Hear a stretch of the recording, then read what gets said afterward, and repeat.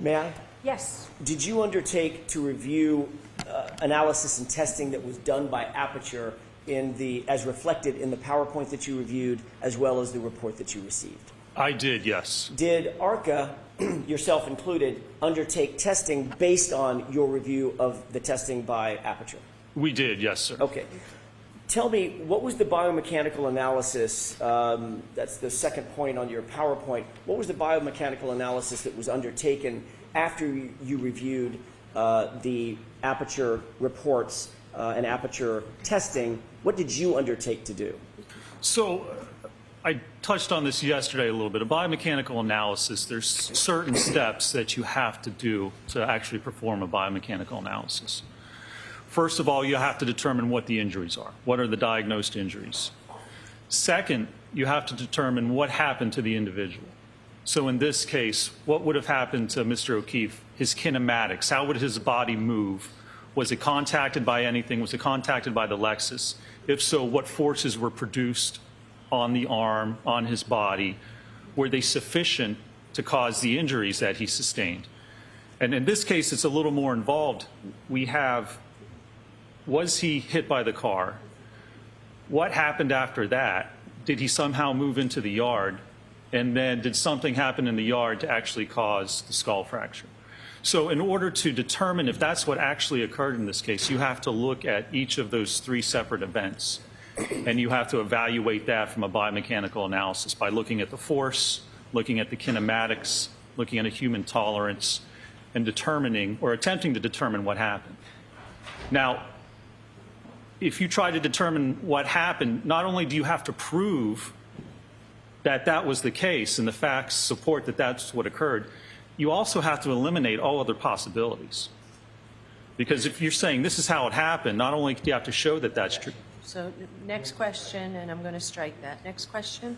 Is there an element of differential diagnosis that goes into biomechanical analysis? There is, absolutely. Explain that for us, please. Let me demonstrate. So there are several peer-reviewed articles that I reference. Is this slide number 2, by the way? This is slide number 2. Thank correct.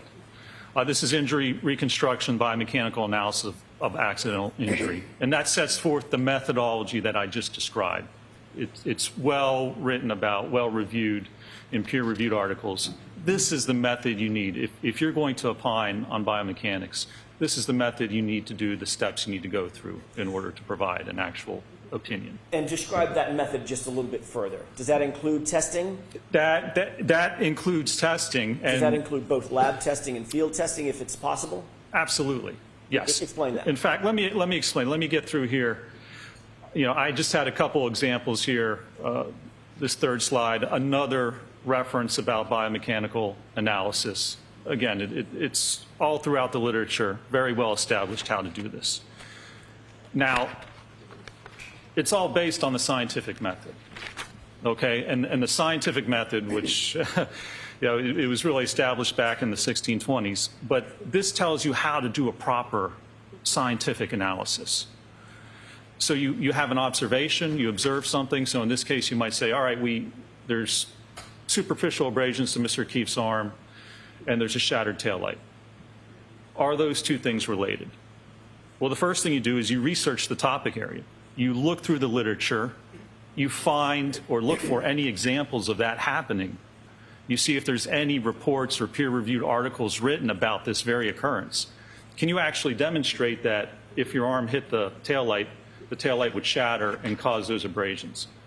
If this occurs or is a common occurrence, it should be in the literature. You should be able to find information about it. Then you form a hypothesis.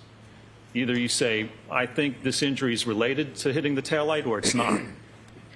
Whichever one you choose, that's where you then start to go into your experimentation. You have to develop tests to get data to actually back up your hypotheses. So if I said, well, I think the injury is related to it, what would you do? You would go and you would test it. You would get an arm. In this case, we got a hybrid 3 dummy arm, and we got an exemplar vehicle, and we hit the vehicle with the arm. Or we hit the arm with the vehicle, we ran into it, to determine what's going to happen when that occurs. Do we get the right circumstances, the right loading to actually occur in that case? So And then you go back and you analyze that. And if your results don't match up with your hypothesis, you have to reevaluate. You have to go back and see. If we don't get that type of injury, if we don't get the kinematics or the force associated with what we see, you have to reevaluate if your hypothesis or what you think happened is actually true or not. So you have to continuously go through this process. And that's what experts do. That's how you perform an analysis, and that's what's important. You know, I have 3 kids. I have a 9-year-old who's actually... So I'm going to ask you to wait for the next question. Okay, sure. Was there an example that you could use of sort of a real-world example that you might want to use to explain some or part of the scientific method? There is, yeah, and I would like to explain an example of what's important with that. So I was going to say I have 3 kids, a 9-year-old who's actually turning 10 today. Happy birthday, Kai. And I have 2 older ones. All right. We're going to stop this. Another example. Go ahead. Less editorializing. Minus all the personal. I'm sorry, Your Honors. Go ahead. Details matter, okay? Details in an investigation matter, and details matter here. You need details. You have to explain how things happen, okay? As an expert, I can't come in and just say... Sustained. It needs to be more question and answer form. Why do details matter? Because your opinions have to be based on the facts and the evidence. Why is that? Because that's what determines your conclusions. I can't come in and say, I think... Next question. What if you don't have all the details and facts? If you don't have details, if you haven't performed a proper analysis, then you can't come to a conclusion that something happened. You can't depend just on your experience. You have to have the analysis, the evidence, and the details to come to a conclusion in a case. How do you best get details to come to a conclusion in a case? You need research. You need peer-reviewed articles. You need evidence. You perform testing. You have to demonstrate what you think happened is A, possible, and B, actually did occur. And in order to do that, you need hard evidence to demonstrate that that's what actually occurred in this case. Do you get that through both lab testing and field testing? The form. Ask it differently, Mr. Jackson. Can you get that in lab testing? Absolutely. Can you get that in field testing? You can get that in field testing as well, yes. Are those integral to an analysis?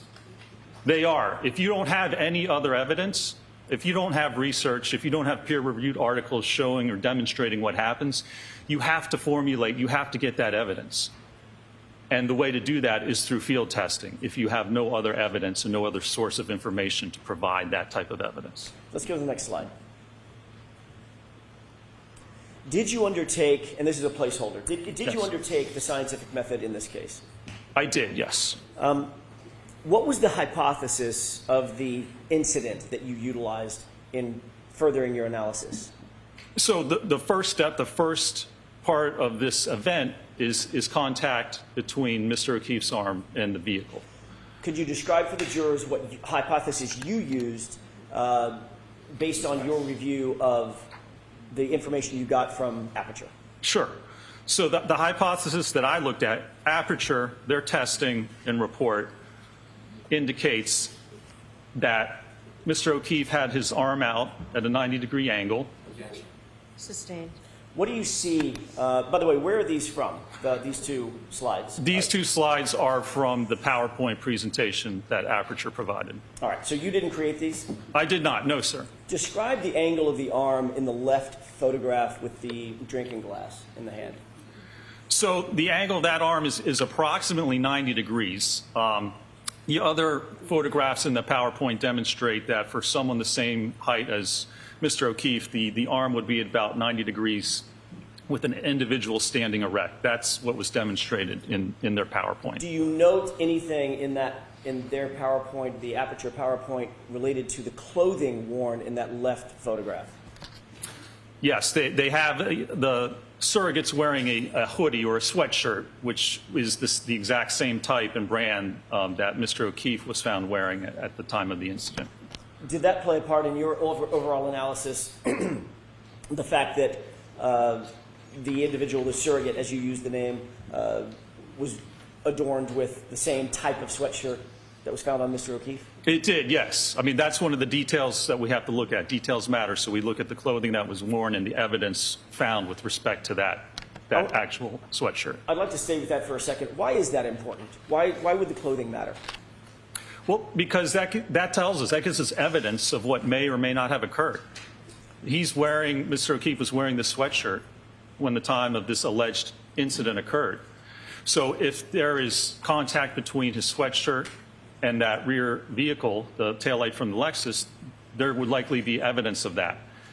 And we have to look at that sweatshirt to see the condition of that sweatshirt, if there's evidence on that sweatshirt, and be able to pair that or match that up to what happened on the vehicle. Is that part of a normal biomechanical analysis to evaluate clothing of the body as well? Absolutely, especially when you look at automobile pedestrian impacts. Why? Because clothing tells you, or can tell you, how the impact occurred, where contact occurred between an individual and the vehicle, what part of the vehicle, what part of the individual. So it either may or it may not, but it can give you very important clues about what may have occurred during the incident. Is that part of the normal methodology that's utilized in the field of biomechanical analysis, especially as it relates to pedestrian motor vehicle incidents? It absolutely is, yes. Look at the damage to the clothing. Look if you compare it up to the vehicle, to the ground, to other sources.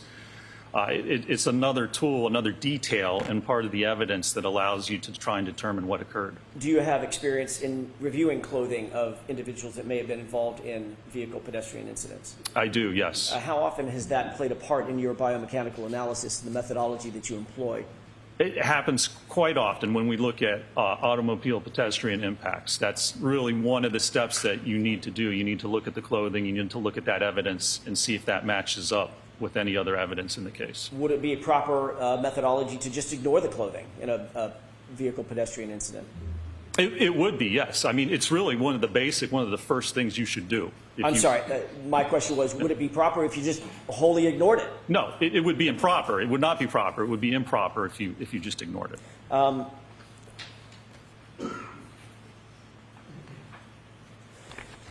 Getting back to the slide at hand, and we're on slide, just to stay coordinated, is this slide 7?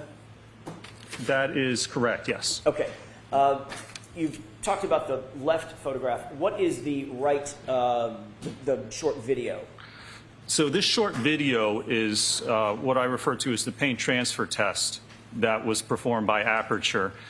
And what they did was take a surrogate the same approximate height and weight as Mr. O'Keefe and had him stand behind a subject, an exemplar Lexus, the same year, make, and model. And they put paint on the rear taillight cover on the fender, and then they backed it in to the surrogate's arm. And the reason for this is they attempted to show that where the paint contacts the arm, that it's the same area where the superficial abrasions were on Mr. O'Keefe's arm. Did you utilize these photographs and videos from the Aperture report in conducting and building the field testing and or the lab testing that you ultimately undertook? I did, yes, sir. Can we go to the next slide, please? What's depicted in this slide? So this is from the Aperture report, and the third conclusion is that the location and orientation of the lacerations on John O'Keefe's right forearm and arm are consistent with the geometry and the orientation of the right taillight on the Reed 2021 Lexus LX57. How did you interpret the phrase geometry? To me, geometry just means shape. So the way I interpreted this is the one test that was performed with respect to the taillight. This is the only test I saw that Aperture performed involving the taillight and the arm, is that with this paint transfer test, they concluded that, again, the area where the paint was transferred onto the arm is consistent, the same shape and orientation as apparently the lacerations found on Mr. O'Keefe's forearm. Did this test, in your opinion, establish force multipliers that were exerted on the taillight? It has nothing to do with force. It doesn't describe the force exerted on the taillight or on the arm. It doesn't describe how the arm would have moved as it hit the taillight. It doesn't describe how the taillight would fracture. It doesn't describe how you would actually get the lacerations on the arm. Again, all this does is generally, and I made an error there. This report, and you can see the slide says laceration. Mr. O'Keefe did not have lacerations on his arm. What did he have? He was diagnosed with superficial abrasions. Is there a difference between a laceration and an abrasion? There's a distinct difference, both biomechanically and medically, yes. Is that an important distinction?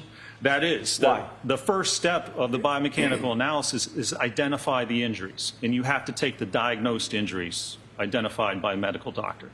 So it's superficial abrasions. To put lacerations on, that's simply incorrect. So I strike the end of that. Would you describe the injuries on Mr. O'Keefe's arm as lacerations? No. Would they be more properly described in another way? It would be, yes. What's that other way? So they've been diagnosed as superficial abrasions. An abrasion occurs when there's rubbing or scraping of the skin, and it just rubs away the top layer, the epidermis of the skin. Now, a laceration is a jagged ripping or tearing of the skin, which gets down through the epidermis into the dermis. So abrasions take much less force. They're less severe than what a laceration actually is. In a biomechanical analysis, if it's done properly, is it important to get the proper injury to the body as a foundation to the entire analysis? That's core to the analysis, because you're trying to determine how an injury occurred. You have to know what that injury is. You have to have the correct injury to be able to evaluate it. Let's go to the next slide. This is a placeholder. I want to ask you a little bit while this is up. We can turn the lights up. First step in the analysis. What is the first step of the analysis after you determine the injuries, the type of injury? So in this step, after you determine the injury, what we want to do is we want to look at the physical evidence. So we have the abrasions on Mr. O'Keefe's arm, and we have the sweatshirt that he was wearing at the time. So the first step in any investigation is to determine, does the evidence from the arm match up to the evidence on the sweatshirt? Did you undertake that analysis? I did, yes. Is that indicated in a slide a little bit later on in your PowerPoint? It is, yes, sir. Okay. Let's go to the next slide, please. What are we looking at in this slide? So this explains the injuries. And this is from on the left side, that is the diagnoses from the autopsy. The right side is from the hospital. And you can see it says blunt impact injuries of head and extremities, abrasions and lacerations. The laceration is on the back of the skull, on the back of the head where the occipital skull fracture is. When you look at the extremities, everywhere where it talks about the extremities, it's superficial abrasions. So the first step in a biomechanical analysis, you review the medical records, determine exactly what the injuries are. And you can see there's a picture of the actual abrasions. Those are the documented injuries or abrasions to Mr. O'Keefe's right arm. Are these acceptable sources? Well, let me ask you this. What are the sources that are reflected on this slide that you referred to or you relied on in coming to your opinions and conclusions regarding Mr. O'Keefe's injuries to his right arm? Again, on the left side is from the autopsy report from the medical examiner, and then the right side is actually from the Good Samaritan hospital where Mr. O'Keefe was taken. Are autopsy records, hospital records, medical records acceptable sources for a biomechanist to rely on in determining or coming to opinions and conclusions? They are. They are the sources you go to determine what the injuries are, yes.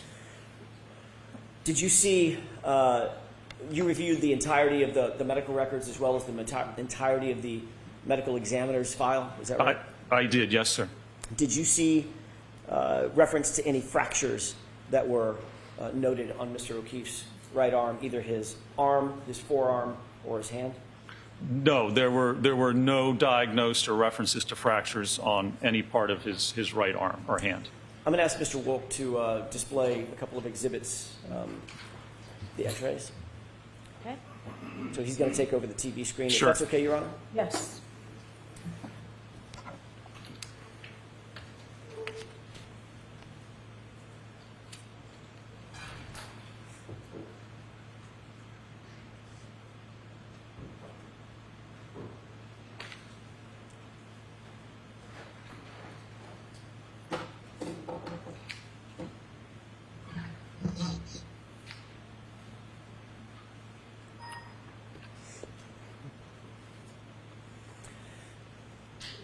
This is an exhibit that was marked yesterday. I want to say 226. I may be wrong, Your Honor. I'll get the right nomenclature in just a second. This is one of the exhibits, one of 3 exhibits that was introduced yesterday. Do you recognize what's depicted on this? That's the X-ray of Mr. O'Keefe's right hand taken January 31st, I believe. Did you review this in furtherance of your analysis? I did, yes, sir. Was it part of the medical record, medical records or 80s records? It was. A series of the X-rays, yes, was attached. It was part of the medical records that were provided to me and that I reviewed in this matter. Thank you. Just for the record, so I can clarify, this is Exhibit 229A, as in apple. Do you see, have you looked at X-rays before? I have, yes. Have you interpreted X-rays in furtherance of your analyses in years past? I have during my biomechanical analysis, yes. Are you trained to look at X-rays and determine whether there are fractures, hairline fractures, broken bones, things of that nature? I've been doing this for 20 years. In graduate school, I worked with surgeons and doctors to look at X-rays. Is that part of the normal methodology that biomechanists undertake in furtherance of injury analysis? It is part of what we normally do, yes, sir. Would it be an important part of a biomechanist's ultimate analysis and conclusions as it relates to an injury analysis? It would be, and especially in this case, if we're talking about impact to the arm and the hand, very important to determine, as I said, not only what the actual injuries are, but what injuries did not occur. Would it be appropriate to come to any opinions and conclusions in an injury analysis if you were to ignore X-rays, if they existed? No. If X-rays exist, you need to review them. You need to determine what they represent and what injuries either did or didn't occur. You absolutely need to look at them. Do you see any injuries represented or any defects represented in this X-ray of Mr. O'Keefe's right hand? I do not, no, sir. Can you describe what you do see or what you would expect to see if there were injuries, broken bones, torn ligaments, things of that nature, swelling? What would you expect to see? You could actually see the fracture lines on the bones. They are evident along the hands or along the ulna and the radius. Any dislocations you see, there would be a difference in the space at the joints between the bones. Dislocation, then there would be an increased space or even a decreased space if there's compression of the joints, the interphalangeal joints, the metacarpophalangeal joints, the wrist joint. There's no indication on these X-rays of any fractures or any trauma or any type of injury to the bones or the joints. Can we go to 229B as in Bravo with the court's permission? Yes. You see what's depicted in this photograph?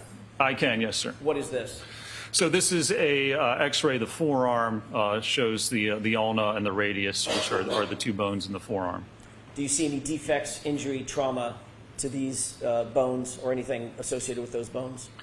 I do not. And when you're viewing this on the software to look at the X-rays, you can actually adjust the contrast. So you can adjust the brightness and the darkness, and it allows you to go through the whole range to better evaluate whether there are any fractures. This is a little bright, so when you're looking at this, you would actually decrease the contrast a little bit.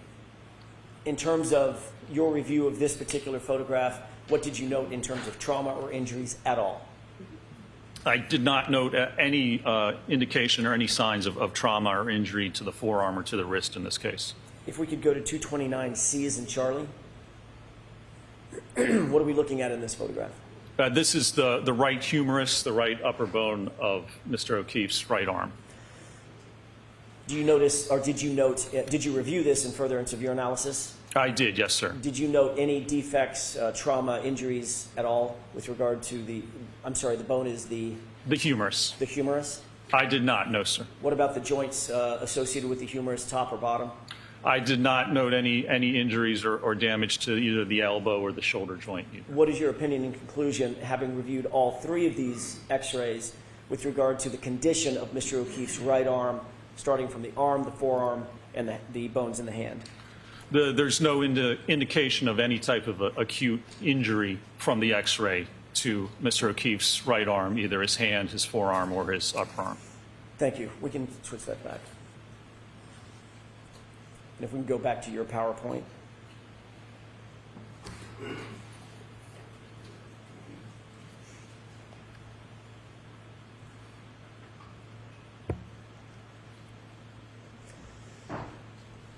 Can we go to the next slide, please?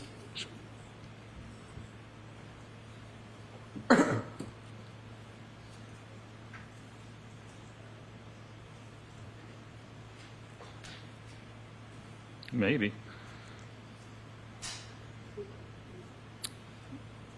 Let me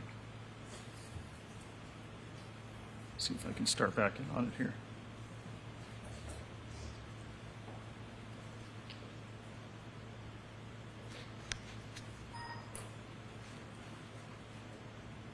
Okay, there we go. What are we looking at in this slide? So again, this is the hoodie or sweatshirt that Mr. O'Keefe had on at the time of this alleged incident. Did you consider these photographs in conducting your injury causation analysis? I did, yes, sir. What role did these photographs of Mr. O'Keefe's hoodie play in your injury causation analysis? So this shows the hoodie, and it was inspected by the police department, and it was noted, as you can see on the right sleeve by the triangles, there were 9 different punctures or holes noted in the sleeve of the sweatshirt. Can we go to the next slide, please? What are we looking at in these series of photos? So let's come to sidebar for a minute, and Mr. Jackson, bring your PowerPoint, please.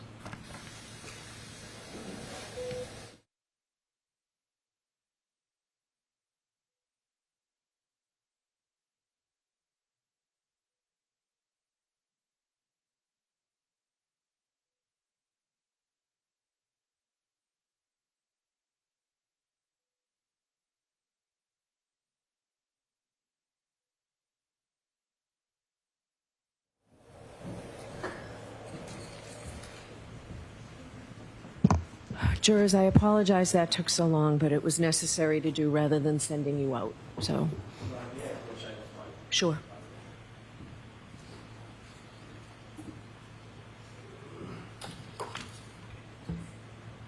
Thank you. Tori, can you give me a couple of these?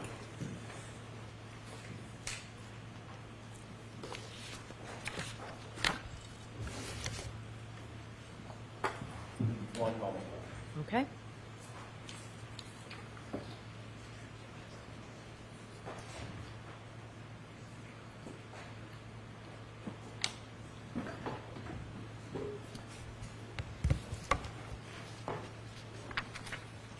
Dr. Rentschler, my eyes aren't good enough to see the upper right-hand corner. What slide number is this? That's Number 12. Number 12, thank you. Did you look at these photographs and consider these photographs in furtherance of your ultimate conclusion? I did, yes, sir. Can we move to slide 13, please? Did you also look at and consider these photographs in coming to your ultimate conclusion? I did, yes. Can we move to slide 14, please? Did you look at and consider these photographs in coming to your conclusions and opinions regarding I did. this case? Yes, sir. Can you move from slide 14 over to slide 18, please? Can I switch through real quick? Sure. Yeah. So we 18. Let's go to 18. What are we looking at in slide 18? So this is Mr. O'Keefe's right arm at autopsy, and they're holding up a ruler to demonstrate the size and dimensions of the abrasions. And what are the yellow indicators? Those are indicators I added based on the length of the ruler to show the approximate size, length, and width of those abrasions. Was it important in your biomechanical analysis to measure and denote all the injuries? It was, yes. Did you actually count the number of injuries on Mr. O'Keefe's arm? I did, yes. How many injuries did he have? How many distinct and separate injuries did Mr. O'Keefe's arm present? Conservatively, I counted 36 different superficial abrasions on his right arm. And did you go through all the photographs in an effort to count and distinguish one abrasion and one defect on his skin from another? I did, yes, sir. And you said conservatively 36 separate abrasions, correct? That's correct. What does that mean in terms of the mechanism that you would expect to cause that abrasion? Well, you need 36 different points of contact to get through the sweatshirt and get to the skin to actually cause abrasion to the skin. 36 different separate points of contact to the skin. How many defects, remind us, how many defects were noted by the crime lab in Mr. O'Keefe's right sleeve? 9 defects. Can you scroll to slide 22 quickly, please? What is this? This is a slide, again, from Aperture, from their PowerPoint.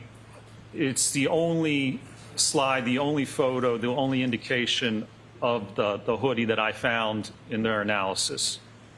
And it also has pictures showing, looks like they try to line up the top of that taillight cover. Sustained. Do you see there's some sort of marking on that lower left photograph with some yellow lines? I do, yes. How did you analyze that marking? I analyzed that. It goes through the part of the taillight cover and then goes through part of the upper arm of the surrogate. And there's a parallel line to it a little bit in a V shape. There's a parallel line below it. How did you analyze that line? I analyzed that as apparently showing that the area of the taillight. So not apparently. What did you How did you analyze? interpret that? I interpreted that represents that area of the taillight corresponds to the area of the upper arm. And there's a red dotted line around the tail light, correct? Correct. How did you interpret what that represents? That was the part of the taillight that fractured. Did you put any of these lines on there, or are these all from Aperture? These are all from Aperture. I did not put any of those on there. You see the small, it's horizontal, I'm sorry, it's vertical photograph of Mr. O'Keefe's arm? I do, yes. Did you note anywhere in the Aperture report a denotation of the number of abrasions, counting the number of abrasions on Mr. O'Keefe's arm? There's no denotation, no indication that the number of abrasions were ever counted. No, sir. Ultimately, based on your review of all of your testing, did you come to an opinion or a conclusion as to whether or not the abrasions on Mr. O'Keefe's arm are consistent with striking the right rear taillight of the Lexus? I did, yes. And what is that conclusion? That they're inconsistent with striking the taillight or being produced as a result of contact with the taillight. Why did you come to that conclusion? There's a number of reasons that I came to. First of all, the abrasions, the numbers don't correspond to the number of holes or... Sustained. Did you consider, without counting the number of abrasions and the number of holes, did you consider the abrasions? I did, yes. Did you consider the sweatshirt? I did. Was that an important part of your analysis? It was, yes. What else did you consider? I considered that it was not possible to line up 36 different abrasions with So I'm going to strike that answer, ask it differently. Your Honor, if he could finish his answer. He was about to say contact with the taillight. Yep, so ask it differently, Mr. Jackson. Sure. What did the 36 abrasions, conservatively, and their interaction with the taillight have to do with your ultimate opinion and conclusion?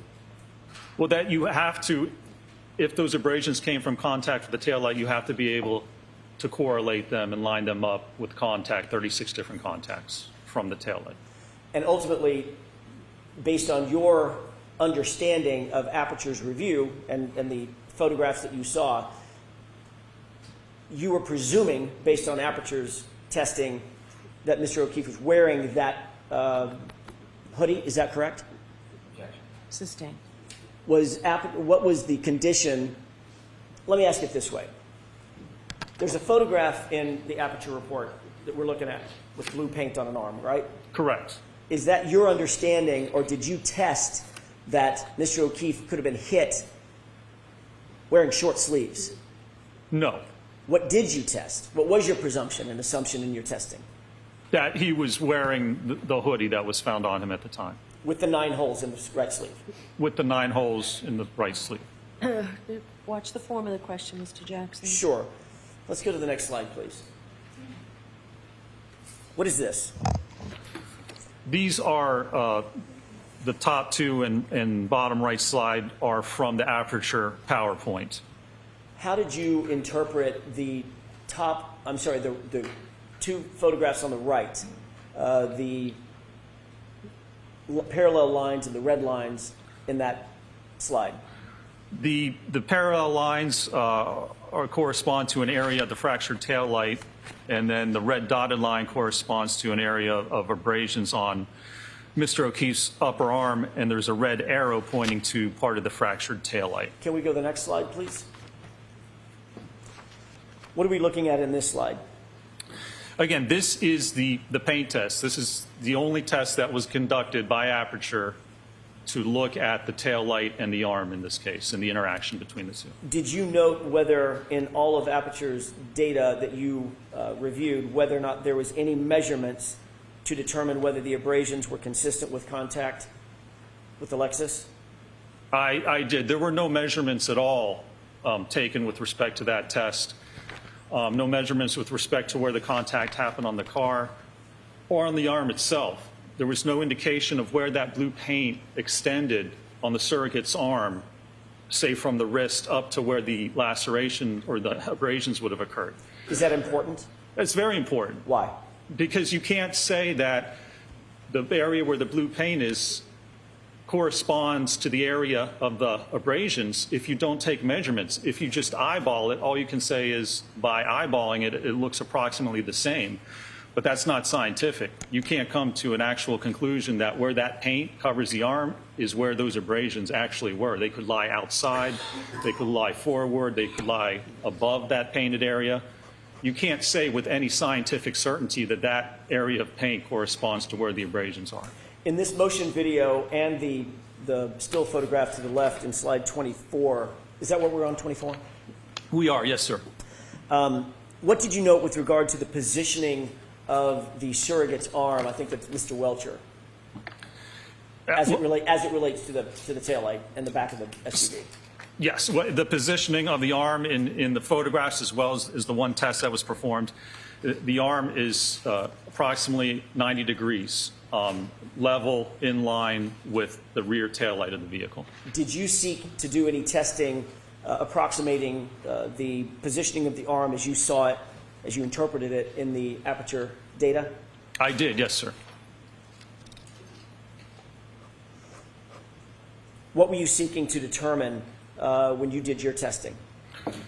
Well, if we want to determine whether the orientation and the position of the abrasions on the arm correspond to the tail light, you have to have the arm in the position that you claim it struck the tail light and then look at the abrasions. Because if you're looking at orientation and the direction of the abrasions, you can't look at how they exist with the arm. The only pictures of the arm of the abrasions are with Mr. O'Keefe's arm extended. But that's not how he would have had it according to the test. It would have been at a 90-degree angle. Dr. Rentschler, were there any peer-reviewed articles cited in connection with Aperture's paint transfer test? I did not see, I was not provided a single peer-reviewed article with respect to the paint test or any indication of any test or article looking at arm contact with the vehicle or a taillight cover. Can we go to slide 25? What are we looking at in this slide? So in this slide, the picture on the far left is the photographs provided from the autopsy in hospital with Mr. O'Keefe's right arm fully extended. Again, those are the only photographs we have. What about the photograph in the middle and to the far right? In the middle and the far right, what I did was actually take that arm and then rotate the forearm to put it in a position that it would be in, as demonstrated by the paint test, with the arm at approximately 90 degrees. What was the import of this, this undertaking? Well, if you look at the paint test and the way the arm's at 90 degrees and having the car come and essentially contact and push the arm out of the way, that's going to give you or tell you the directionality or the direction of the abrasions. Because if you have your arm at a right angle and the vehicle comes and pushes and slides against it on that forearm, you would expect those abrasions to be horizontal, to be in line with that forearm. Are they? They're not.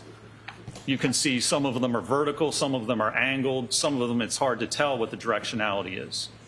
But if your arm, again, is being struck and pushed this way, as it's pushed and as the car goes by, if this would occur in this manner, you would expect those abrasions to be horizontal in the direction that the vehicle is actually traveling. When you say horizontal, do you mean horizontal from the elbow to the wrist? Correct, or parallel, yes, with the forearm. Can we go to slide 26, please? This is yet again the same video that we saw earlier. That is correct. This is the paint test video, yes. And what has to happen in order for the paint in this test to reach the upper forearm? Well, in this case, to reach the upper forearm, there has to be contact between the forearm and the taillight cover. Can we go to the next slide, please? What is this slide showing? Again, this shows, you can see on the right, I added arrows to kind of show the directionality of the different abrasions.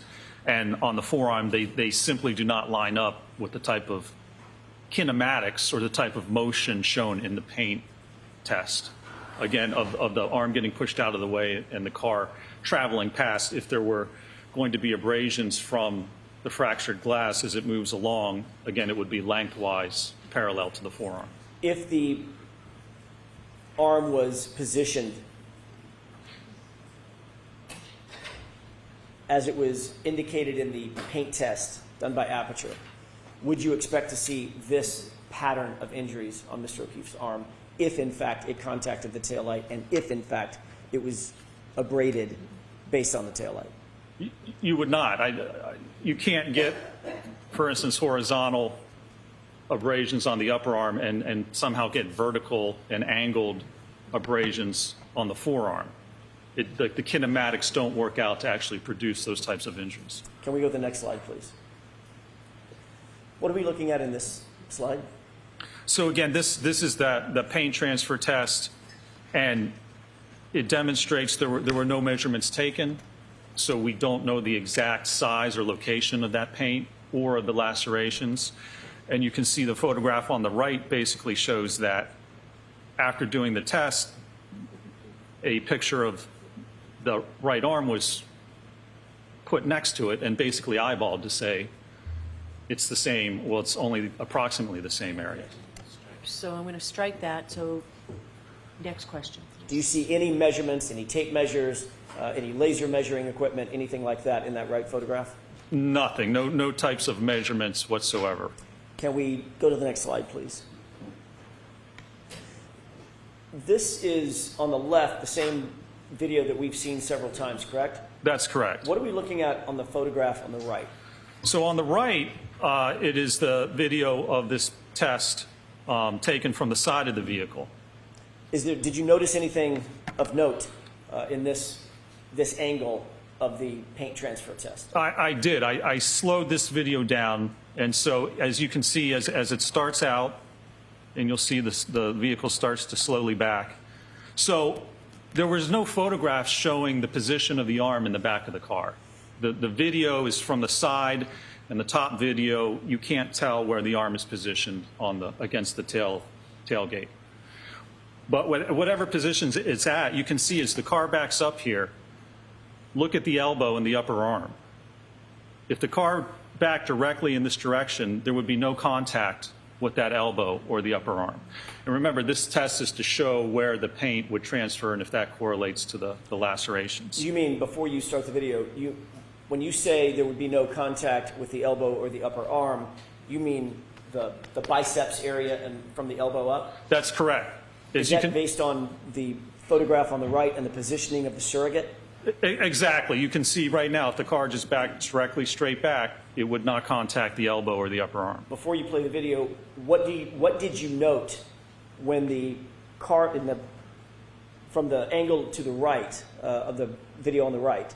What did you note as the car, just before the car starts to make contact with the surrogate? What did you note? So in order to get that pattern on the arm, right as the car contacts the arm, the surrogate pushes his elbow forward, leans into the car against the light, and then rolls off. Can you play that for us, please?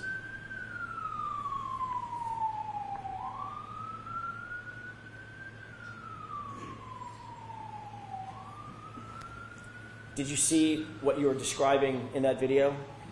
I did, and I can slow it down. So you can see even at this point, as the car approaches, it would not contact the elbow or the biceps. So as it comes in, watch the elbow all of a sudden shoot in. Surrogate turns his arm in and then leans against the light cover. So this is not indicative of someone standing there and having a car back into their arm. In order to get that pattern of paint on the arm, someone would have to stand there, and as the car approached and contacted their arm, they would have to actually push their arm forward and lean into it to get that paint pattern. Is that, in your view, proper scientific testing? Sustained. Let's move to the next slide, please. What is this? And so this is that same event, and you can see I slowed it down even more just so you can see the actual movement of the elbow and the upper arm to get that pattern.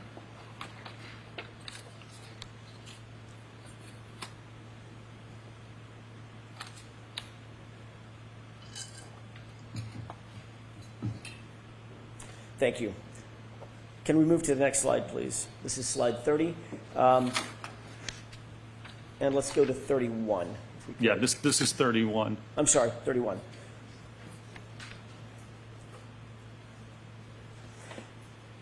What conclusions or opinions did you reach or could you reach after reviewing the totality of the results of the paint transfer test? The paint transfer test, all it can show is the approximate area, of where the arm was covered in paint as the surrogate jammed his elbow in and rolled against the taillight cover. So it tells us nothing about what may have actually occurred, how the lacerations were actually, or the abrasions were produced. It doesn't talk about the kinematics of the arm to actually cause those abrasions. All it does is just say, under this specific condition, if someone was to stand there and then shoot your elbow forward and lean in, you would get paint on this approximate part of your arm, because we don't even have any measurements for it. That's the only thing that test demonstrates, and that's the only test that was conducted to look at the interaction between the arm and the Lexus in this case. Did you reach any opinions and conclusions regarding whether the physical evidence is consistent or inconsistent with the injuries to Mr. O'Keefe's right arm? I did, yes. And what are what's the basis? The basis is looking at the number of laceration or the number of abrasions on the arm, as well as the orientation and direction of those abrasions. And they don't correspond to how the arm would interact with the vehicle if it was at a right angle and struck by the rear of that vehicle. Do you hold that opinion to a reasonable degree of scientific certainty, Doctor? I do, yes, sir.